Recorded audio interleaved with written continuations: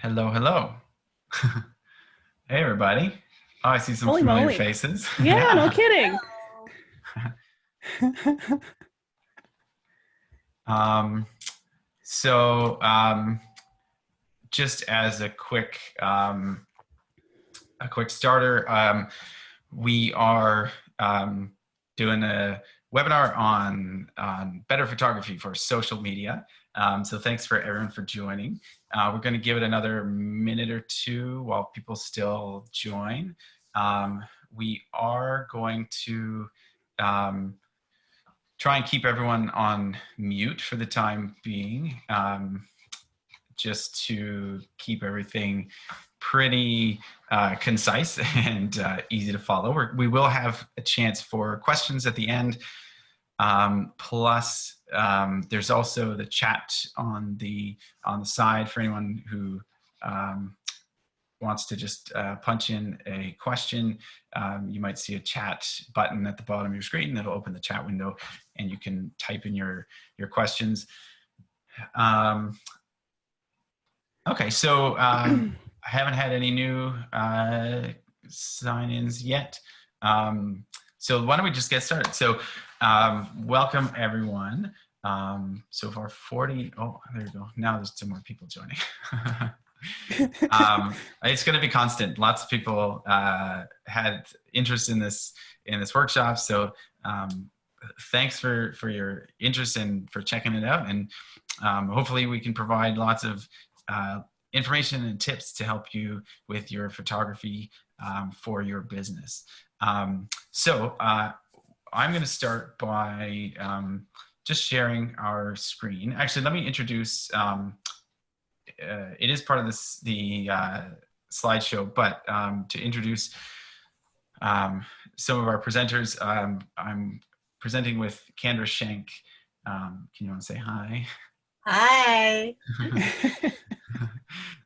And Sophia Lemon. Hello. Where will I look? I don't know where to look. At the camera.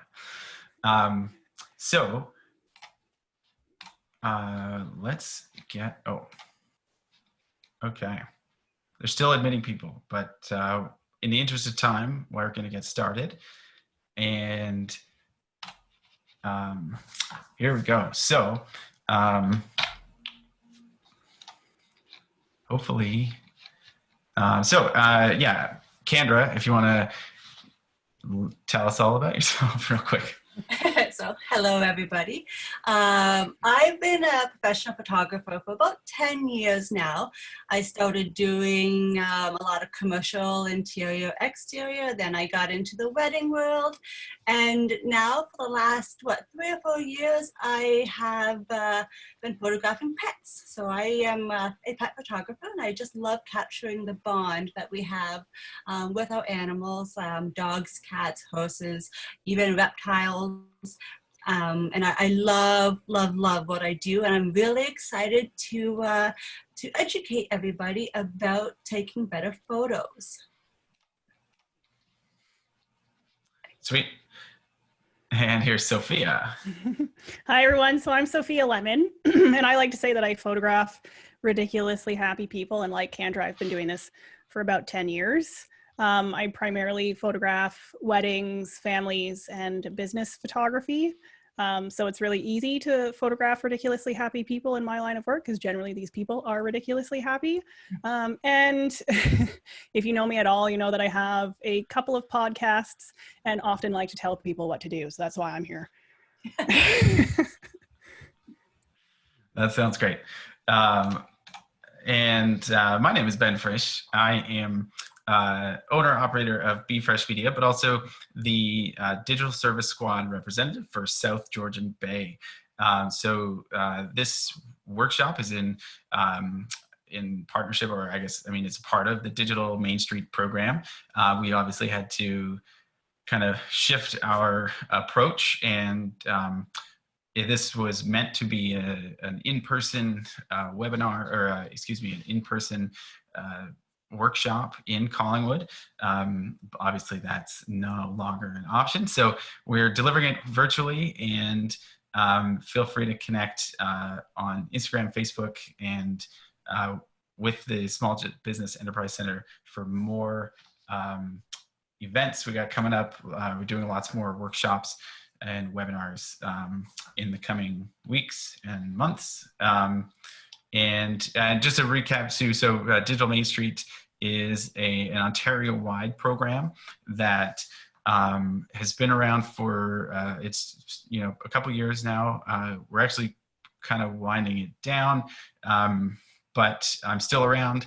And the purpose of it is to help Main Street businesses improve their digital marketing. That's it in a nutshell. But we're gonna move along because, as I mentioned, this was meant to be an in-person workshop, and we had probably about 3 hours of content that we're gonna try and cram into the next hour. I'm gonna hand it back over to Candra, and she's gonna take you through some photography concepts. Excellent. Thank you, Ben. So I have the pleasure of kind of enlightening, educating you guys all about photography 101. So main concepts, various things that you will like to know, you might need, some tidbits of information. Now, I've been doing this for 10 years, and to let you know about everything, well, I only have about 20 minutes. So I'm trying to focus down on the key things that I really think you guys would like to know about. Now, because there's a lot of genres here, we've seen food, we've seen pet, bloggers, I'm trying to do this so that everybody gets something out of it. So the first slide here is equipment. Now, we always like to say, people ask me, what kind of camera do I need? But I always say, well, just use the one that you have. And that could be your smartphone, especially these kind of days where phones are amazing. Like, they take really good photos, but at the same time, you really need to know the education or the knowledge to help take those good photos. You can't just let your phone do all the work. If you guys have a nice camera, like a DSLR, awesome. That's really good too, but it's basically the camera or the device that you have with you. There's lots of things that can help you along the lines to achieve really nice photos, which include reflectors, which is those circles that you see there. What they do is they reflect or they bounce light into the photo area. You can use different lights and light boxes. You can even use like your lamp and buy like a soft light bulb to give a very soft light. Just try to avoid the yellow light because those don't always work. Additional tools, tripods. I'm a big user of a tripod. What a tripod really helps you with is camera shake. It steadies the camera so that you don't have to worry about movement. Selfie sticks are fantastic. I have yet to get one, but it is on my list. And remote triggers. These are awesome if you want to be in the photos. That way, when you're branding yourself, we always encourage people to get in the photos because you are your business, you are your brand. So having photos of yourself in there is amazing. Okay, Ben? Okay, the first thing that we do need to talk about is composing your photos, because a good or well-composed photo really can take your photos from good to great. So key things here that I want to address. First off is the rule of thirds. You'll notice a little rectangle box that has the lines and the dots. This is what I'm talking about when it comes to the rule of thirds. What you want to do is often place your subject matter along those 4 dots. Visually and eye appealing, it looks really nice there. So you can place your subject, your person along those areas. Leading lines and framing. This is nice because they draw your eye into the photo. So the image here that I have of this little family, exactly, the path leads your eyes into the photo. And now talking a little bit about portraits. I don't have an example here, but it's basically you have close-ups versus environmental. what I mean by environmental is when you have things that are in the portrait. So maybe a building in the back or a forest. The picture becomes more about what is going on around the photo. Also, let's talk about removing distracting elements. You can do this by shifting where you're taking the photo, or even in Photoshop. But what you want is to focus on the subject that you're taking the photo of. So if there's anything that's really like not appealing in the background, like maybe a blue bin, you don't want it in the photo because it's going to take your viewers' attention away from what you want them to be looking at. So basically I always say just move your camera, move your body a little to the side so it's not in the background. Maybe going closer with your photos so that your subject is filling the frame. So there's little things you can do to help remove those distracting elements. Camera perspective. This is awesome because it will change the look of your photo. For instance, let's say you're photographing kids or dogs. You want to come down to their level so that the viewer who's looking at the photos actually comes down to their level too. And it's a really nice, flattering perspective. A lot of brand people like to do overhead or bird's eye photos because it encompasses a lot of what they want to showcase. So experiment with different perspective, see what works for your brand or works for your business, and just try to have some fun with that. And then we also have square versus horizontal versus vertical. This is the actual size or dimension of the photos, where these are very beneficial in different social medias that you might be using. For instance, square is amazing in Instagram, and horizontal you often see in social media, but other people, Ben or Sophia will be talking a little bit about this in the near future. Okay, I think I'm talking fast, so I'm going to try and slow down a little. Let's talk a little bit about focusing and exposure. These two concepts or parts of photography can really make or break a photo because they are basically what brings the attention into the photo. When it comes to focus, you really want your subject matter to be in focus, tack sharp if possible. What's happening is it's drawing your eyes or your attention into the photo. That way the viewers know what they're looking at. If everything is not focused, we have no area where we want to kind of, look at. So I just kind of repeated myself there, but so the photo in here as an example, you can see that it's not really in focus. Something was lost there. And also you can see there's a little bit of camera shake. And that might be just because when you're clicking that shutter or clicking that button, your phone or your camera moves. So trying to take a lot of practice and just making sure that, when you're taking photos, it's your camera is still, and even to grab focus, generally with a phone, you just have to touch the screen and it takes a couple seconds and then it will grab the focus. So just take a breath, make sure that you do have the focus, and then go from there. Now, exposure. To me, this is key because often photos are either lacking in this department, where I like to say it's the Goldilocks rule of thumb, where you don't want it too bright, meaning overexposed, or you don't want it too dark, meaning it's underexposed. You want it just right. So often, this is hard to come by sometimes depending in your different lighting situations.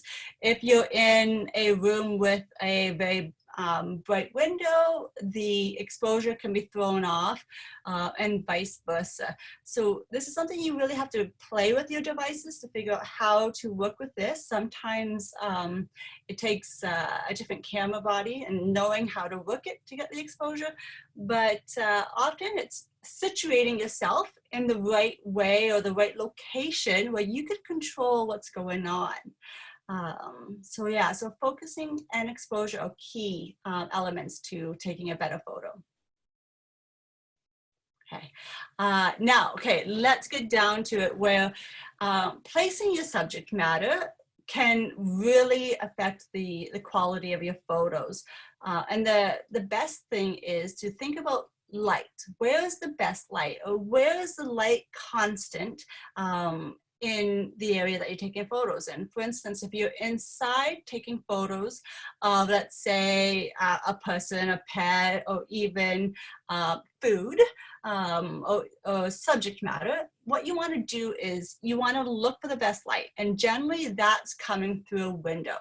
Window light is beautiful. It's soft. It fills the area quite nicely. It's not nasty, harsh light that really creates those shadows sometimes that are unnecessary or unwanted.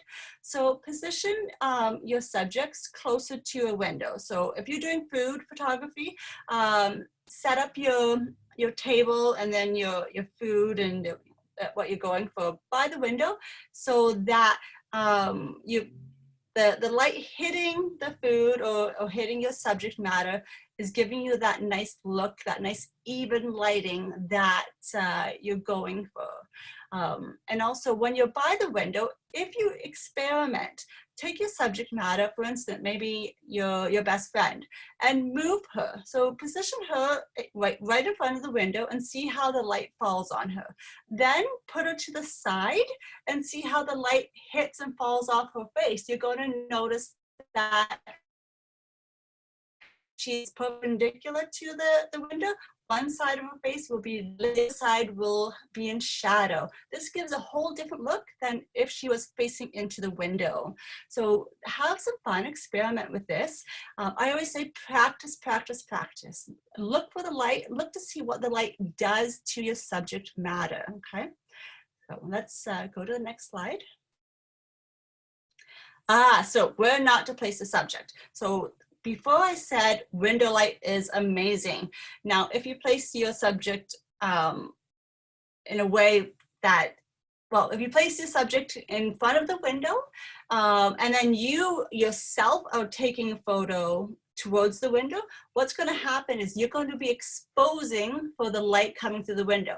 So what happens is your camera or your phone will make your subject go dark.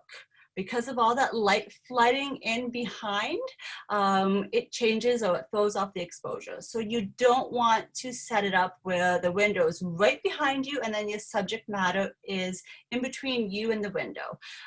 So to change this up, basically have your subject face into the window and then you photograph them where the light is hitting them.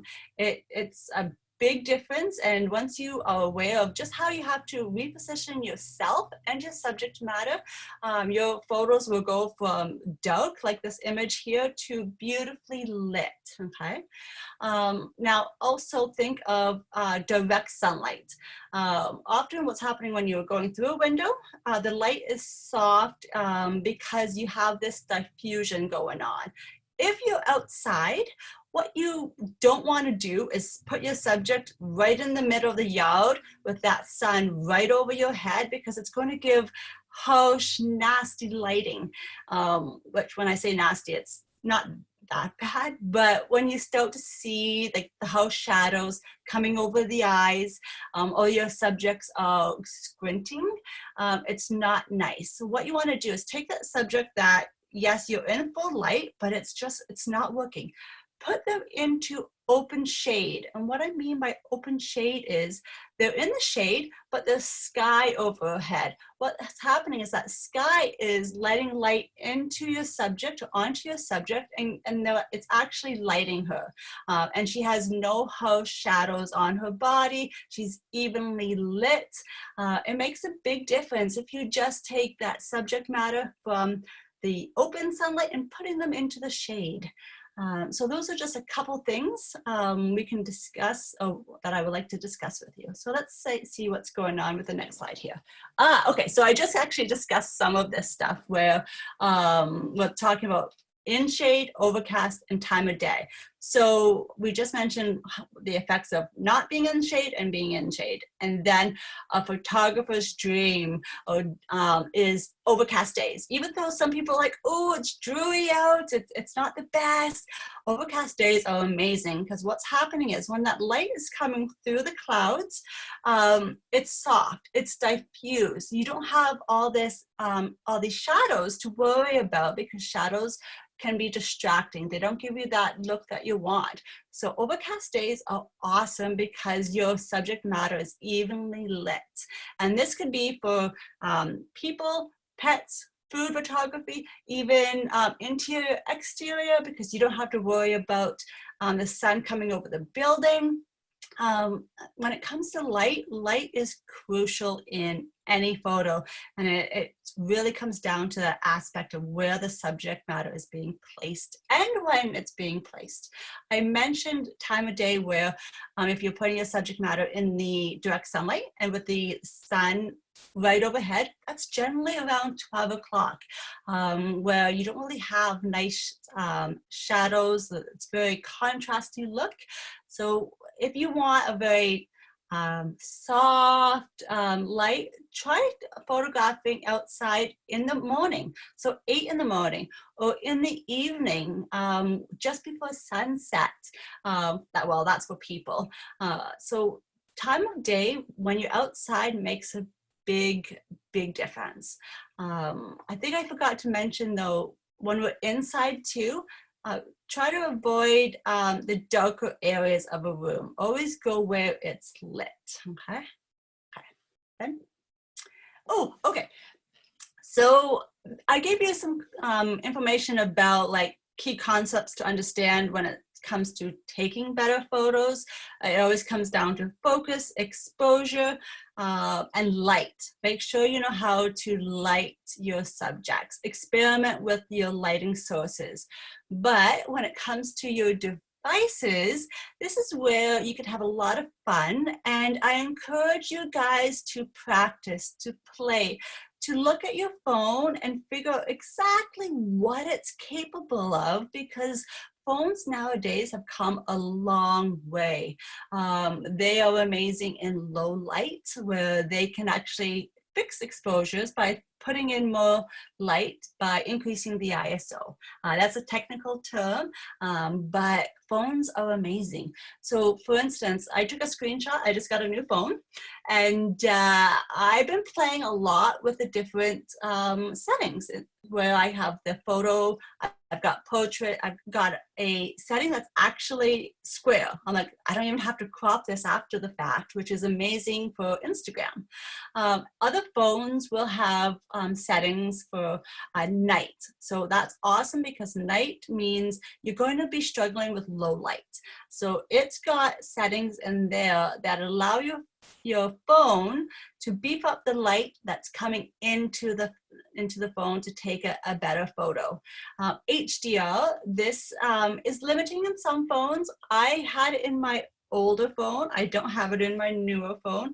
But what's nice about this, it gives like really sharp, intense photos that some people really like. Other options are sports and action. This is what you want to use when you have a moving subject. So let's say you're taking photos of a biker. You need to be able to track the focus. You need to be able to keep that focus on your subject so that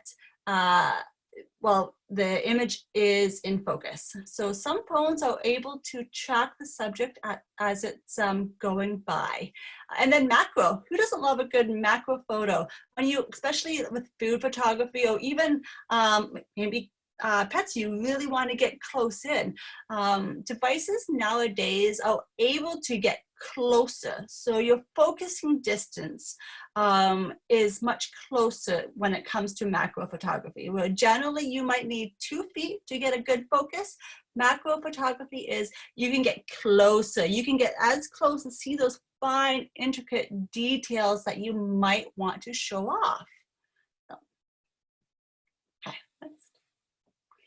Okay, so I think I spoke very fast. It's just there's so much information out there on how to take better photos. And we initially discussed doing this in person, and so trying to convey it now online.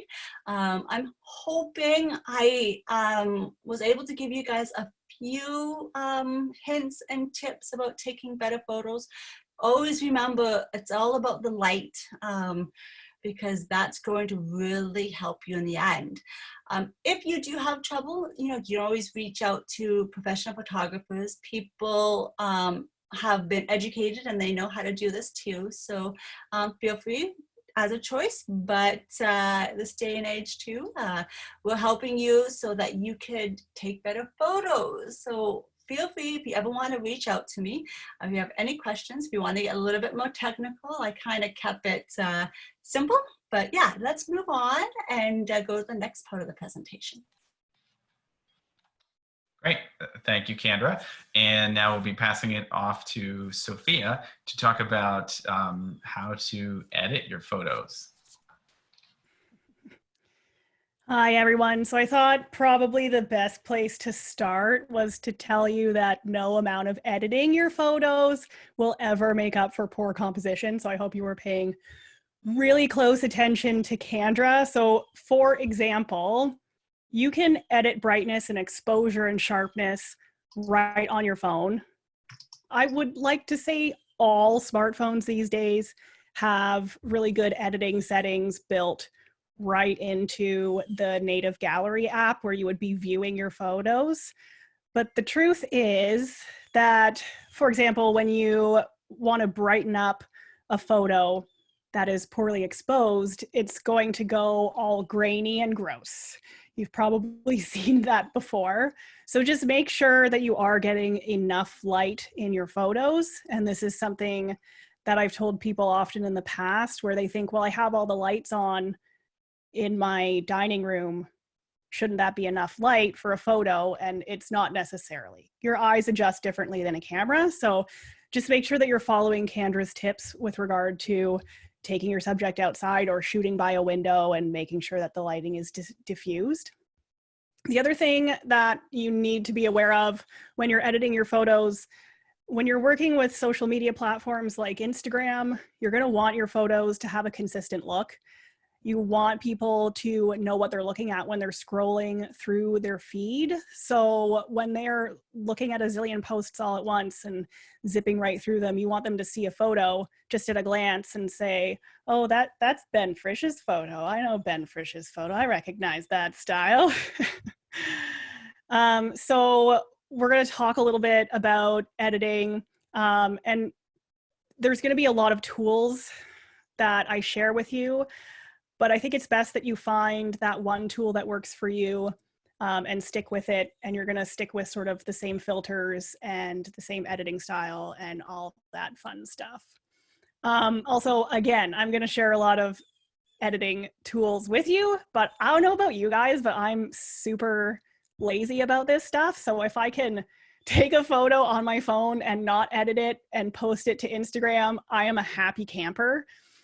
So if you can get by without downloading any of these tools and taking photos right by a window in diffused light, not having to edit them and then put them on Instagram, do that, because that will save you so much time in the long run. Like, I don't want you to be spending hours and hours on one photo that you're trying to post to Instagram. Okay. Thanks for laughing at me, Ben. I can see you over there. Okay, so I want to hammer down on just a couple of things that you can do in the editing software in your camera app. So I use an iPhone. The iPhone is great, offering editing for photos. I can brighten the exposure. I can increase the contrast and saturation. I can make it black and white. I can add a weird blur to it because that looks cool. And I can increase the sharpness. These are really simple things and probably the only things that you really want to focus on unless, again, you're using specific filters for your brand on a regular basis. Is the next slide? Yeah, okay. So this is, for example, where the editing is in an iPhone. And by the way, that's my daylight lamp behind my actual mug that I have, thanks to my aunt. As you can see, so this photo, like Candra said, is a bit backlit. I brightened this photo up and you can already see that it's starting to go a little bit grainy and gross. So again, make sure that you're getting good lighting, but your editing you'll find on an iPhone. When you're looking at a photo, you'll hit edit in the top right corner. And then along the bottom of your screen, you'll see all of the editing options. So the very bottom in the center, you'll see a little dial with dots around it. That's your exposure and things that you can adjust, like contrast, saturation, black point. Ben had told me about this one because I wasn't paying any attention. You can adjust your black point and shadows and highlights, and it gets pretty in depth. Next to that is your filters, and then, oops, and then your cropping. So you'll be able to crop your photos specifically for social media. So you can crop it like a square, like Candra said, for Instagram, or adjust, you know, whether your photo is right side up or a little bit lopsided. It's funny, I have discovered that I take all of my photos on a slight tilt, which is really annoying because I have to adjust pretty much every single one of them. I don't know if one of my legs is shorter than the other or something, but they're all just a little bit crooked. So this is editing right in your iPhone. As you can see, there's a ton of stuff that you can do in here. And I asked Ben to take some screenshots from his phone because he's on an Android, and I'm noticing that it's very similar. Ben, can you just give an overview of how people get into this? Yeah, so I think it's the exact same place as your iPhone. So it's just in the gallery section. When you click on the photo itself, there's a button to edit right at the bottom of the screen. Okay, cool, thanks. And all the same stuff. So you can see brightness, contrast, saturation, hue, temperature. Some of these things are pretty like complex photography terms. I would recommend that you guys just go in there and play with them and see what happens. You'll learn how to use them pretty quickly. That lasso tool is cool. I don't have that in my iPhone. That looks like it could be a lot of fun. Okay, can we go to the next slide? So, free editing tools. I probably shouldn't have put Adobe Photoshop in here, but I think that you can actually use the mobile version for free. I'm not sure. But anyway, under advanced editing, I put Adobe Photoshop, Snapseed, and Retouch. These are apps that have, to be frank, way too many options.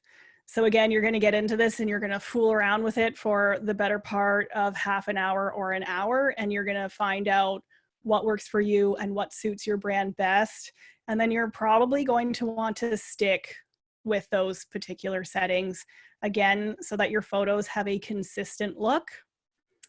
Selfie retouching, this is just cool. I highly recommend people download these and see what ridiculous things they can do to their selfies, because it's hilarious that you can make your eyes enormous and make your skin look like plastic. I don't recommend that you guys go overboard on editing any of your photos and make them look too fake when you're posting them to social media, because people notice. And with social media, it's important that you are authentic, you're showing your real self, you're showing your real product, and you're not making it look like, I don't know, you're trying to look plastic. So definitely download these apps and have some fun with them. And then don't do ridiculous things and post them to your Instagram. Artistic editing, nothing wrong with these. If what you can do in these apps suits your brand, go for it. So these apps will play a lot on contrast with filters and with overlays. So Mextures, for example, I've used a lot. It will overlay textures over top of your photos to show like fake light leaks or make your photos look a little bit more grungy. So you can definitely go in there and have a look at those. The filters are very specific. You can play with them, but if one of these in particular suits your brand, you can just remember that and then go through every time you have a new photo, just apply this Mextures filter to it and share it to your social media. Food editing, because we've had so many requests about food photography. I have no idea what this app does, to be perfectly honest with you, foodie. I should probably play around with it. It's all about centered photos. So having, for example, a delicious bowl of granola and fruit, which I'm going to eat later today, in the very middle of the frame of your photo. And yeah, guys, check that out. If you're looking at doing food photography, definitely have a look at that. And then multiple images. Layout is the app that is connected directly to Instagram.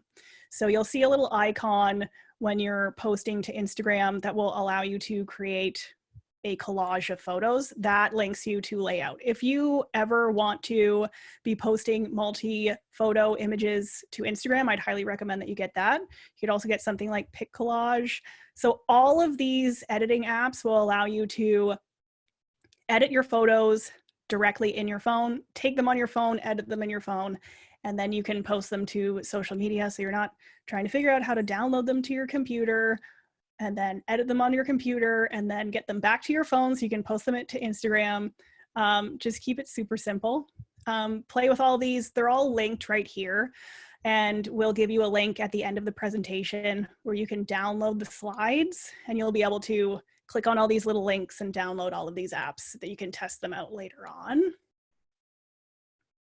Okay, so a big part of editing that I wanted to talk about wasn't so much about editing the photos, because again, I want you to focus on composition and lighting and everything to get the photo right in the first place in the camera before you edit it. A big part of editing for social media is creating graphics with your images. So there are some specific tactics for editing photos for social media for each individual platform that you'll probably want to make a note of. Candra said earlier that Instagram focuses on square images. And while they do allow horizontal and vertical images in Instagram now, it's still best to sort of aim for a square image. Otherwise, the edges can get cut off in your gallery and it just looks a little bit wonky. But Instagram, you're focusing more on the image with sort of maybe a little bit of text in the image, but longer text in the description. Same thing with Facebook. Generally, graphics are horizontal or vertical. A little bit of text in the graphic and then a long description. So this would be your caption, the text that goes along with the image. It's not displayed in the actual image. And then Pinterest, these are usually tall to extremely tall images, multiple photos in it with quite a bit of text, and there's no description. Can we go to the next slide? So Canva is really cool because it keeps templates of pretty much absolutely anything that you would ever want to create. So yes, it has templates for Instagram posts, Facebook posts, and Pinterest posts. It also has templates for Instagram stories and Facebook stories and Facebook cover photos and Facebook profile photos, but it also has templates for infographics, for book covers, for magazines. So it's basically a one-stop shop for any graphical stuff that you want to do, and it will let you do it without having to hire a professional. So now might be a really good time for you folks to check it out. Right now, when maybe you're feeling a little bit stressed out about income, go in there and play around with it and see what types of things you can create. So these are 3 graphics that I have used in the past. So these are all Instagram stories. And you'll notice arrows on some of these, and where it'll say, for example, contact me for more information, or have more questions, message me, or on the blog, click right here with an arrow pointing. It's important that you include calls to action in your graphics. So tell people what you want them to do. People are more likely to do what you want to do if you tell them what to do. So what I've done with these graphics, so let's look at have more questions, message me, for example, with the arrow pointing down. So this is an Instagram story. And along the bottom of an Instagram story, there's a box where people can send you a direct message. So this arrow is pointing right to that box, and people will read that, tap right on that box, and send me a message. So the one here that says on the blog, click right here with the arrow pointing up, that arrow's pointing at my beautiful face that will appear in the top left corner, and people can tap right on that and go to my profile, and then the link is in my profile. Let's go to the next slide. Okay, so these are Facebook posts that I've created. All of these I created with Canva. Don't they look good? Yes, I think they look good. So I create downloadable ebooks that my clients can download to give them more information on whatever information I want to give them. So I have a picture perfect guide for brides. So this bigger graphic on the left includes some pro tips that I have from makeup artists and hairstylists and stuff, with the get the free ebook little dongle in the bottom right corner of it. So I can post that to Facebook to sort of get someone's attention, give them a little bit of a preview. It includes the get the free ebook call to action, and then I include a link in the description where they can go and download it.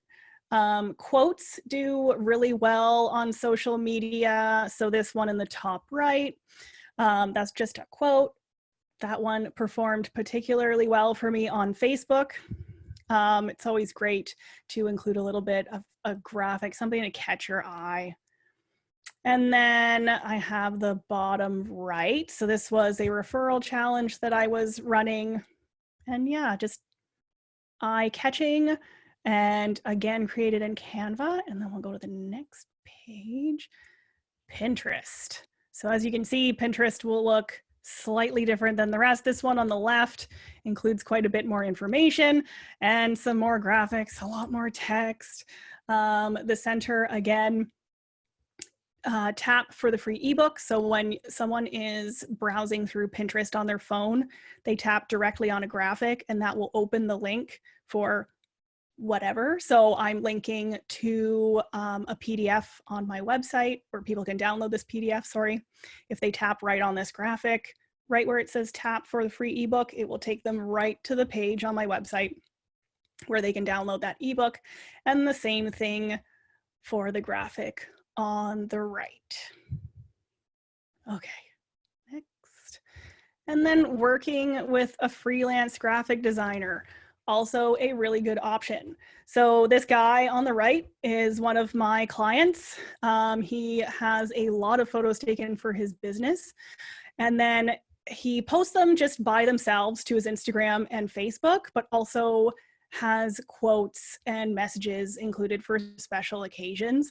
So he works with one of my friends who's a graphic designer, and this just gives you an example of what he would be charging for graphics like this. So he charges $50 a graphic. He'll book you for 3 graphics at a time. So these, for example, would be 2 of a 3 graphic package that he would do for someone, just to give you an idea of what you might be spending to work with a graphic designer to do stuff like this. And what a graphic designer is going to do for you that's a little bit different is they're going to take your branding and create custom templates that they can use over and over again for your brand. So they'll take your colors, your text and stuff like that into account. Whereas Canva, you're doing it yourself. It's just going to save you a lot of time to work with a professional. And what they'll do is they'll present you with a few options. You'll pick one of those options and then fine tune it from there. Awesome. Thank you very much, Sophia. And I will be taking it from here to talk about social media strategy. And just again, we had planned on doing this as a 3-hour workshop, and we've kind of compressed that. So mostly talking about Instagram, because realistically, I think, from a photography standpoint, Instagram is one of the best platforms for visuals and photography specifically. And so we're going to talk mostly about Instagram. We'll talk a little bit about some other platforms as well. So when we talk about, a good Instagram feed, if you'll check in the middle, this is the client of Sophia's that she was talking about. So you can see how a lot of those different images are laid out together in his feed. I'm also showing someone I've been working with through Digital Main Street. I am not the photographer here. She's been working with a professional, Collingwood Kombucha. Just to give a shout out, Heather Goldsworthy, I believe is the name of the photographer that she's working with there. And it's a great example of what a good social media feed looks like. Same with Menswear Dog, just to throw in some animals for Candra there. And her feed looks really great too. But what not to do essentially is clutter. You know, the contrast here is quite different. I think you'll notice that, you know, we're seeing a lot of clean images with a focus, you know, what is the subject in those other images, whereas here there's a lot of noise, there's a lot of text. I think Candra was mentioning when it came to, you know, horizontal images on Instagram, here's how they look in your feed, especially when you have text, you know, it often will get cut off if you're using up that whole frame. So it's not a very clean look. The feed in the middle, and I'll point out too, these ones I didn't include the handle because I don't want to shame anyone, and there's no one local either. So, but the one in the middle, so this is an auto dealer, so, you know, they often take photos of people with their new cars. The problem with that is that, you know, they're really far from the subjects. You get a lot of these people that you can't even see really, like, it's not necessarily ideal. I know what they're trying to do, but it doesn't necessarily make for the best image for social media. The same goes for memes. I know they're funny and they can be really entertaining, especially right now. There's a lot of memes going around often. But again, you know, they tend to get really, they're very cluttered. They're not necessarily designed for your branding or anything like that. So I tend to recommend people avoid those kinds of things.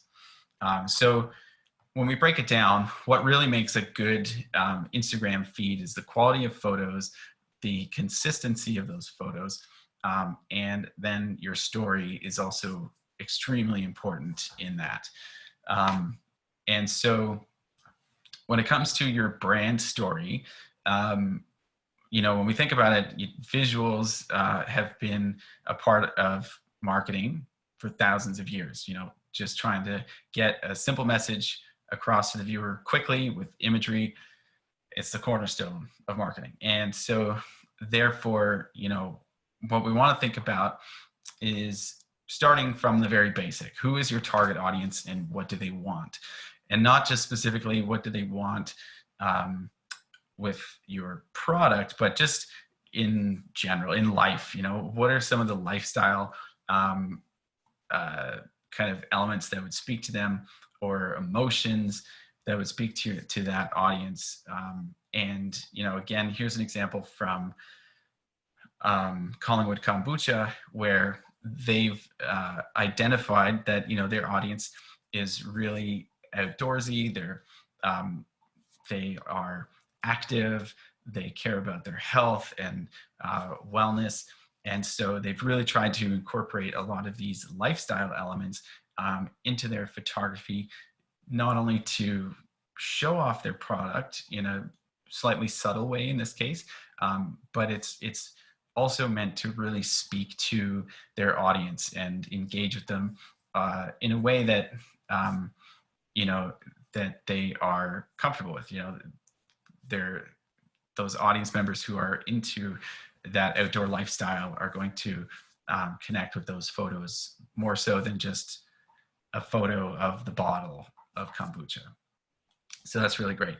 And the last point, yeah, people want to see the best version of themselves in your brand story. So again, you know, the great example of someone being outdoorsy, you know, a lot of us, you know, we want to be more outdoorsy. We want to be that best version of ourselves. And if we can see that in your brand imagery, then we're going to really connect with it.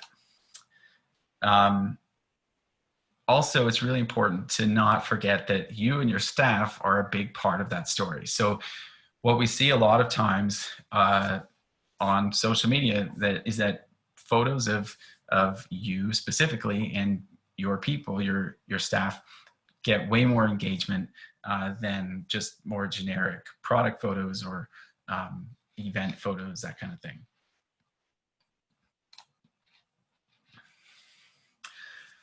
So to expand a little bit beyond Instagram, I mean, Instagram is more image based. So you want to aim for beautiful photography versus a lot of those wordy ads and memes.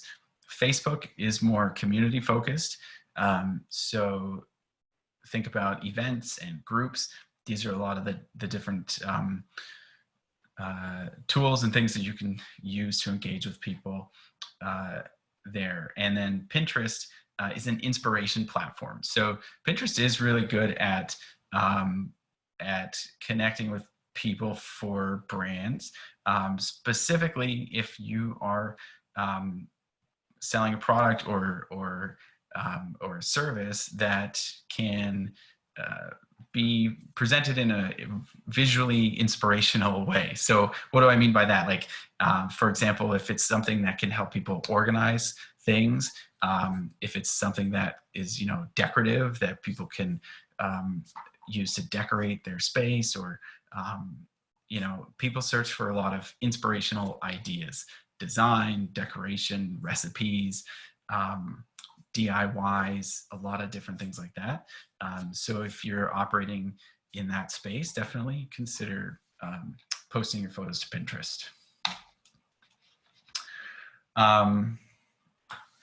And so going back to Instagram, a lot of people ask about the feed versus stories. So looking at kind of a comparison chart, your feed is specifically, you know, we say it's your going out look, you know, it's done up, it's more professional, it's really clean. Whereas stories, because they are temporary, you know, it's more behind the scenes realness. And they only last for 24 hours versus your feed, which is permanent. And with your feed, you know, you can do photos, videos with descriptions, but in your stories, you can add to those with text, stickers, hashtags, drawings, filters, all kinds of things that make it really creative. And what you want to consider too is that not everyone who sees your feed will also see your stories. So you want to consider the fact that posting to both, you're potentially hitting two audiences, not the same audience. And you also don't want to forget about highlights. So highlights are stories that you can add to your profile, and they show up at the top as shown in the graphic there. And it's a perfect way to feature specific products or product lines and services.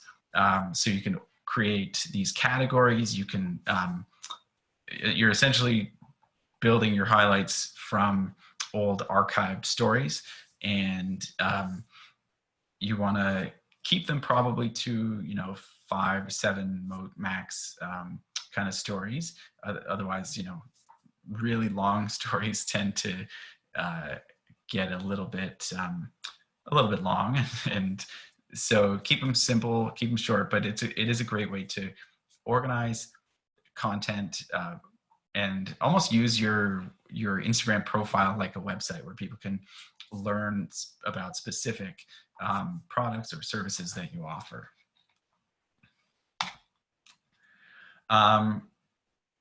Okay, just a mention, I could go on for a long time about hashtags. There's probably a lot of questions. So therefore, you know, I did include a link to a blog about hashtags. But what I want to say is that people will often tell you that you need to use more and more hashtags. I hear that constantly. But what I think a lot of people miss is that you need to consider your audience. So are you a global, are you marketing globally or more locally? And you want to use hashtags that will get you in front of whatever your audience is. So an example of that, would be using the hashtag coffee. Well, the hashtag coffee is very generic, and probably millions of people all around the world are using it. Is it going to help your business if you're just trying to sell coffee in a cafe in Thornbury? Probably not. So my advice is always to look at your audience and try and figure out what hashtags they're using. And oftentimes, it's more local based. So like if you are a local, if you are operating locally and your customers are more localized, then you want to think about using those local hashtags like Thornbury, Ontario, or this is Thornbury, something with the name of the town or location that's going to be more likely to be used by your target audience. And again, there's a huge blog here as well with tons of more information about using hashtags. And I think this might be one of the last slides, but scheduling also really important. And not much to say here other than it can really help you to streamline the process. As Sophia was talking about, if you're able to just take that photo from your phone, edit it, and post it, that's amazing. A lot of these tools also have apps that will allow you to schedule right from your phone. So then you can sit down, create a whole week or month's worth of social media posts, and you're done. And then all you got to do is worry about engaging with the people who are commenting about your amazing photography. So again, these are all links out to those, and they're all quite different. Find the one that works best for you. And finally, working with a social media professional, we remind people that this can be a really challenging job for the person on the other end, right? Like it's important that the vendor understand your brand and know what it is that you're trying to accomplish. So it's really important that you, the business owner, understand the language that they're speaking so that you can be a part of that conversation. Otherwise, you could just be throwing your money away if you're not engaged with that and able to create campaigns with them and make sure that at the end of the day, it's working for your business. And on that note, Digital Main Street, so again, this free program, they still have a website that is a fantastic source of resources for businesses. You can still register on digitalmainstreet.ca, and there's a ton of more resources, from training videos and digital assessment that you can take part in. And again, it's all part of being able to speak that language so that, you can accomplish a lot on your own. But if you need to work with a professional, then you can speak that language and know what it is that you want to accomplish. Oh, cancel that. There we go. And that's it. Now, that was a lot. I know we crammed it in in just over an hour. If anyone has any questions at this time, we can, were there any, Sophia, Candra, did you see some in the chats that you want to address? Monica wanted to know where the macro setting would be on a cell phone. And I'm not sure about other brands, but I would imagine that most recent phones, it'll just work. So when you get really close to an object and you tap on that object on your phone, it should if it has the macro option, it should just focus on it. I think Candra's old phone had a specific macro option. Is that right? Unmute yourself. You're muted, Candra. Oh, unmute. Okay, there you go. There you go. It did, and it was fabulous, but I concur, Sophia. I believe the newer ones have it built in where the focusing distance is a lot better. Yeah. And I've even seen some that some of the newer cameras are starting to include multiple lenses on the back of them. So they have like 50 mil like macro lenses, more wide angle lenses. It's pretty incredible. Yeah, it's pretty nerdy. And I'm just checking mine too, my Android, and I don't know that I have a macro function on there either, but yeah, I don't see it. So I think it might depend. Matt asked if we're using Canva on a desktop or phone, and can you upload directly from Canva to Instagram? So I generally use Canva on my desktop because I'm one of those weird people who prefers to work on a desktop than on a cell phone or a tablet.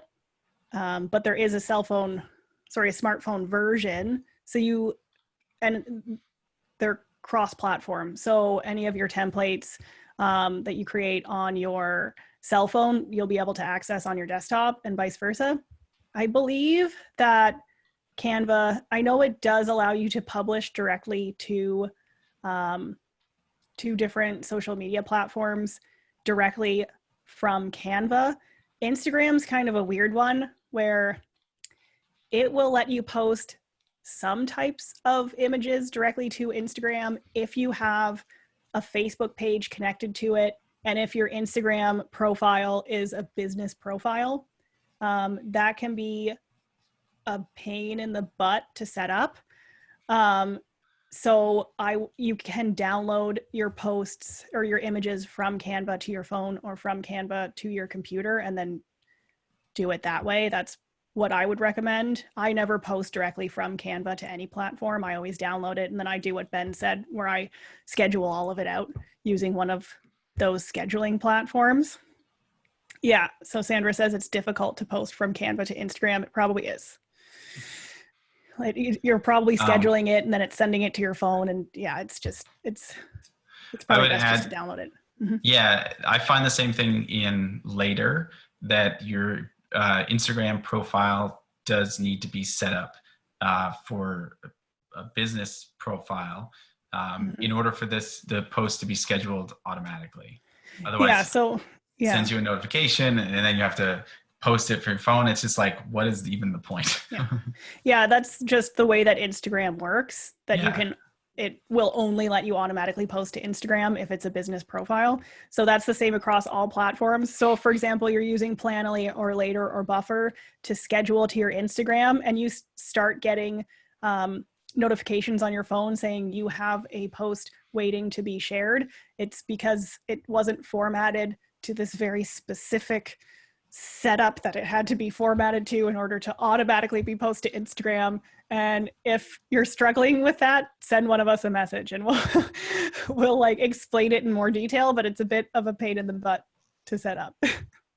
Yeah. Does anyone else have any questions other than thank yous, which we appreciate very much? Yeah. Oh, are you using Canva on desktop or phone? Oh, was that the question? Yeah. All right. By the way, it's super cool to see some people in here that we know. I was going to say Candra, but obviously I know Candra. There's Grazia and Jan and Karen and Brian. I can see Brian's face there. Hi, Brian. And Matt. I see a comment there from Jen about having trouble with moving people at events, and that can be very difficult. Yeah, I will concur there, and often it comes down to camera settings. You really got to make sure you can stop that action. Yeah, and to me, I know lighting is a big part of that, right? Like, Yeah.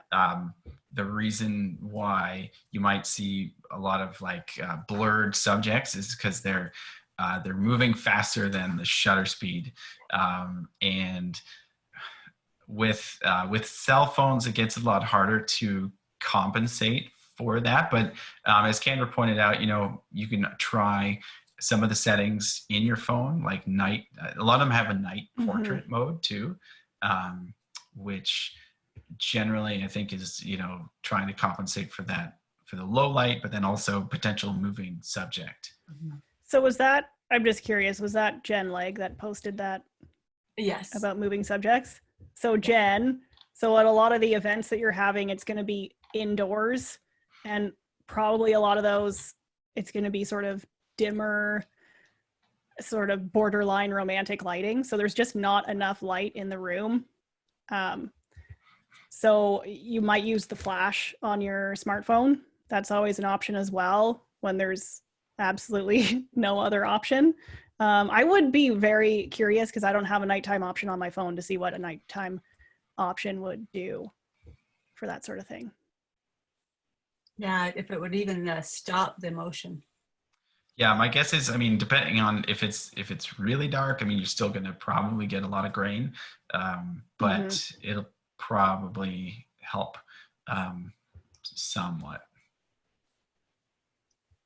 Times of day to post. Right. So Good. Good question. I'm sorry, wait. It's a very good question. It's a head exploding question. Yeah. And that's one reason why I didn't really get to get that far in depth in the social media strategy side of things. It's kind of like hashtags where there's a lot of information about there. People tell you like, okay, this is the time of day you should be posting. But again, like for me, I like to try and keep it simple for people. Like if you're struggling to post once a week, then just getting something out any time of day is going to be better than nothing, and that's because like people get caught up on these things. And that's one of the things that holds them back from posting as well. There's so much information to consider. I got to include 30 hashtags and I have to post it at 6 p.m. on Tuesday. That's a made up time, but by the way, don't quote me on that. But, I will be talking about more social media.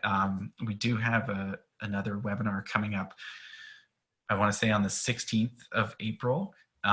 So we will talk more about that. But yeah, in general, like I often just tell people like, start with getting out 1, 2, 3 posts a week. And then once you get into that consistency, then you can really start to hone in on, improving on that and building on it. And there are, certain times, but for the majority of people, I say, don't worry about it. Yeah, that's something that can really get you bogged down and thinking a little bit too much. And a lot of the apps that Ben shared too will automatically generate the best times of day for you to post. And that tends to be what I use. I'll just do like a quick option where I'll pick like, from this list of 4 times, I just pick one of them and and then it automatically posts. Yeah, that's a great point. Another reason why those websites and those tools are just really useful in taking that that barrier out of the way for you. Did everyone learn something? I hope so. Brian asked if everyone's going to get a copy of the recording. And yes, we're going to post it somewhere, probably in a couple places. But stay tuned to the Small Business Enterprise Center Facebook page, and we'll notify everyone from there where it's getting shared out. We have a link to download the slides. So I'll post that in the chat right now. So if you guys go to that link that I post, you can download the actual slides for the presentation. So that will have all of those links to all of those tools on it. Do we recommend an easy strategy to build up a creative way to build ideas on posts? I'm not sure, Monica. Can you try rewording that question, please? Well, no, I mean, I think like to me that I would say, you know, from a business standpoint, it comes back to your brand story, right? So you want to really think about your audience, and again, in the social media webinar, we'll talk more about creating audience profiles, but that's one way to do it. So you can create profiles where you really kind of lay out all the information that you know about specific groups of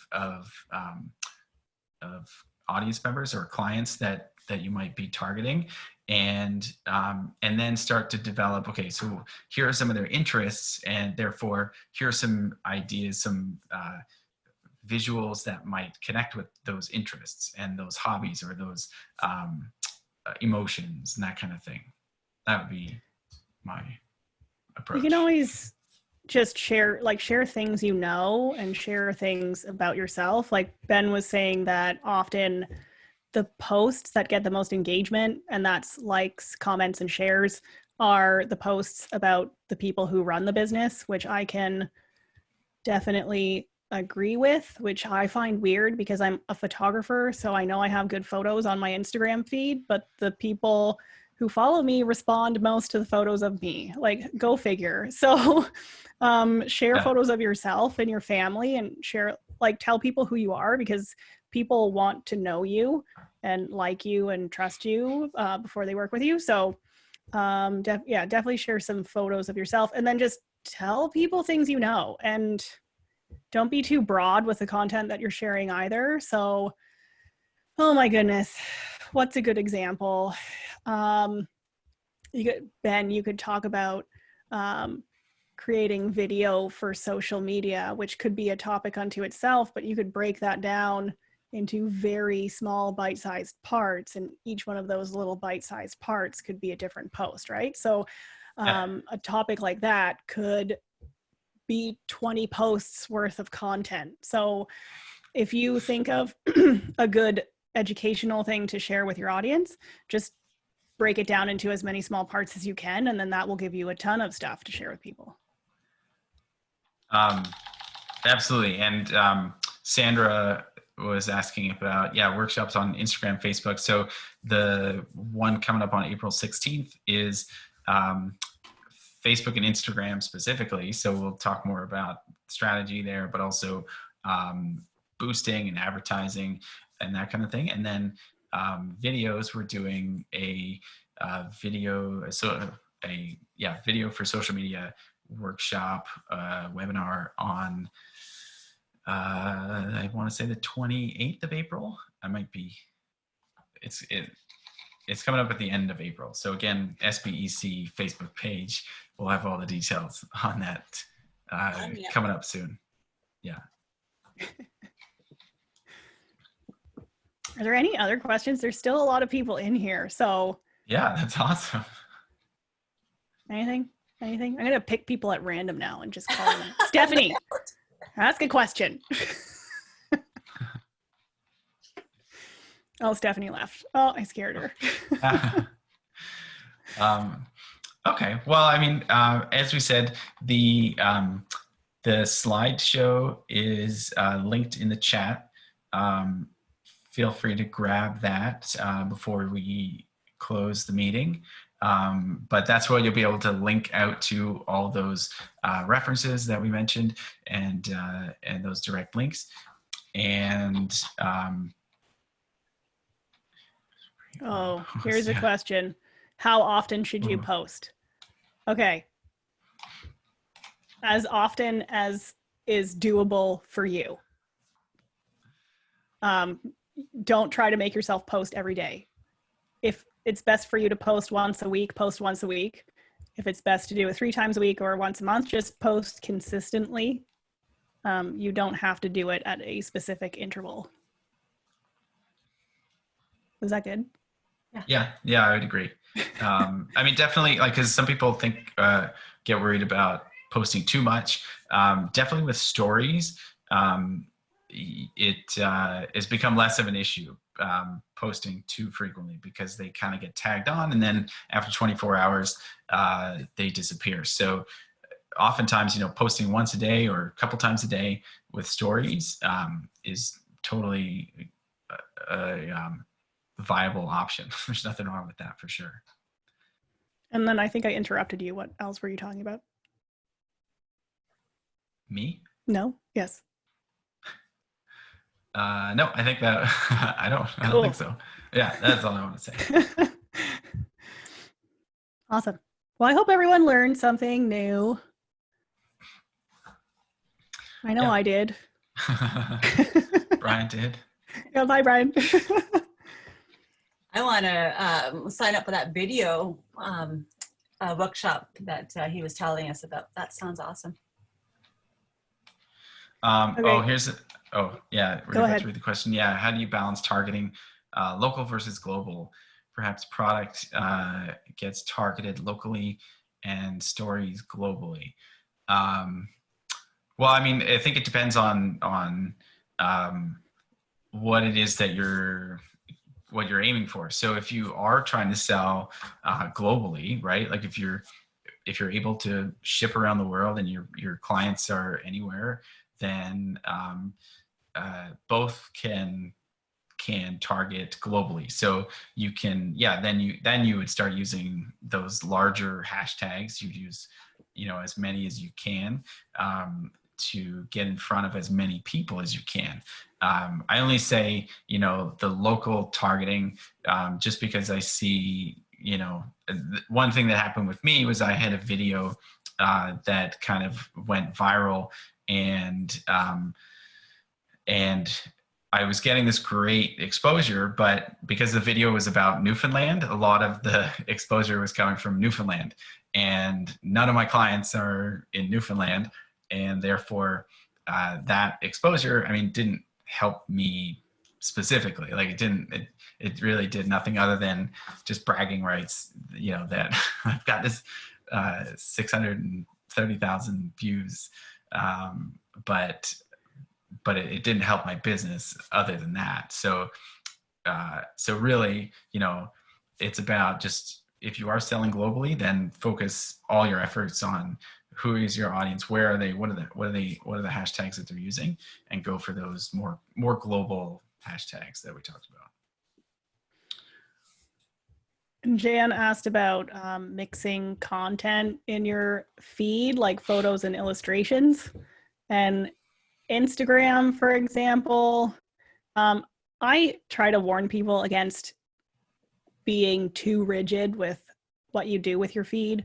So some people will do an illustration or a quote and a photo like every other image so that it's staggered and looks pretty, but like don't drive yourself to insanity just to have a consistent feed. Like kind of do what you want.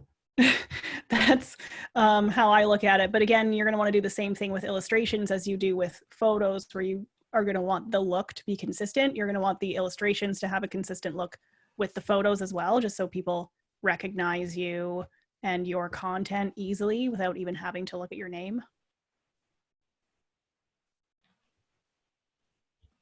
Yeah. That's all I got. Yeah, that you nailed it. That's pretty good. Thank you for agreeing with me. Okay, wrap up. Yeah. Okay. So yeah, I think we're good. If anyone else has any questions, feel free to message us directly. In the deck, we've got our Instagram and Facebook. You can find us any of those places and reach out directly. So yeah, again, thank you so much everyone for joining us. Hope you got something out of this, and we'll hopefully see you again soon. We'll be posting about all of our upcoming webinars on Small Business Enterprise Center Facebook page. So stay tuned. Thank you. Yeah, thanks for having us. Hey, bye. Bye.